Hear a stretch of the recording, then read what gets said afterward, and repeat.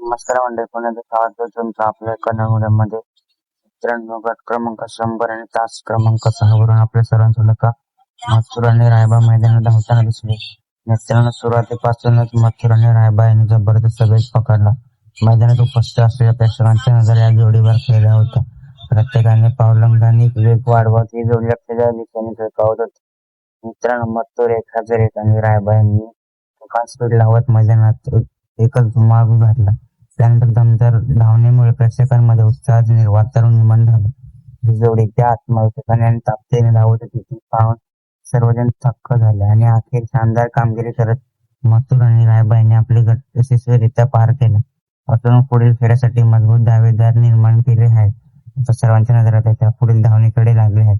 मित्रांनो, मथुर आणि रायबा यांच्या दमदार कामगिरीबद्दल आणि तुमचं मत कमेंट मध्ये नक्की सांगा. सेमीमध्ये गट पास होईल का? धन्यवाद.